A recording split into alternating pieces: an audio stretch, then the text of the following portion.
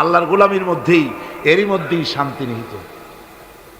ওয়ালা নুশরিকা বিহি শাইআ, আর আল্লাহর শক্তির সাথে কোন জিনিসকে আমরা অংশী স্থাপন করব না, আর পরস্পরকে আমরা প্রভু বলে মেনে নেব না আল্লাহ ছাড়া। এটাই হলো শান্তির পরিকল্পনা। তিনটা আল্লাহ তিনটা পরিকল্পনা দিলেন। কয়টা দিলেন? একই পরিকল্পনার তিনটে দিক। এক, আল্লাহর গোলামি, আল্লাহ ছাড়া কারো গোলামি করা যাবে না, আল্লাহর সাথে কাউকে অংশী স্থাপন করা যাবে না। ওয়ালা ইয়াত্তাখিযা বা'দুনা বা'দান আরবাবাম মিন দুনিল্লাহ, আর আল্লাহ ছাড়া কাউকে প্রভু বলে মানা যাবে না। আল্লাহ ছাড়া কাউকে সুপার পাওয়ার বলে আমরা মানি না। সুপার পাওয়ার আকাশে জমিনে একজনই আছেন, তার নাম কি? জোরে বলেন, তার নাম কি? ওই আল্লাহ রাব্বুল আলামিন বলেছেন, ইনিল হুকমু ইল্লা লিল্লাহ।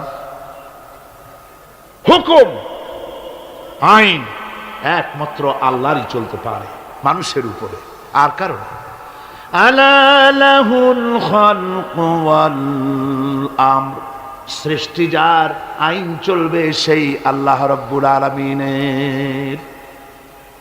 মানুষের এই কথা কেন আমাদের মাথার মধ্যে ঢোকে না? আমাদের মাথার মধ্যে এই কথা আসা দরকার। এই পৃথিবীতে কই একটা গরু তো আর একটার গরুর আইন মানে না। লক্ষ্য করেন, মাঠে ময়দানে যে বড় বড় গরু আছে, যে গরুটার শিং মোটা, স্বাস্থ্য মোটা, সেই গরু সে বলে নাকি যে এর মধ্যে দুর্বল যত গরু আছে কেউ নড়তে পারবে না, আমার হুকুম মেনে চলতে হবে। আর সমস্ত ছোট গরুরা বয়স ছোটে জড়সড় হইয়া ঘাস খাওয়া বাদ দিয়া মাঠের এক কোনায় গিয়ে দাঁড়ায় রয়েছে, এরকম দেখা গেছে কখনো?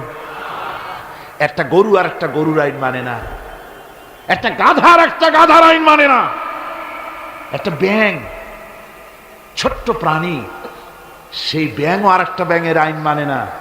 ভাদ্র মাসে, শ্রাবণ মাসে যখন বৃষ্টি পড়ে, তখন বড় ব্যাঙটা সে বলে না যে ছোট ব্যাঙেরা একটা টু শব্দ করতে পারবি না, যত গ্যাং ওর গ্যাং আমিই করব। আর সব ব্যাঙেরা বয়স ছোটে চুপ হয়ে গেছে, এরকম হয়েছে কখনো?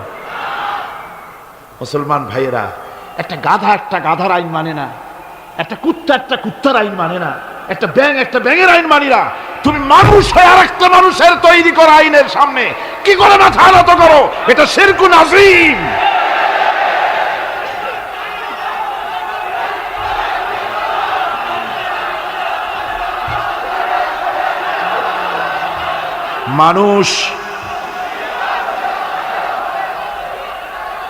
মানুষ কেবলমাত্র আল্লাহ রাব্বুল আলামিন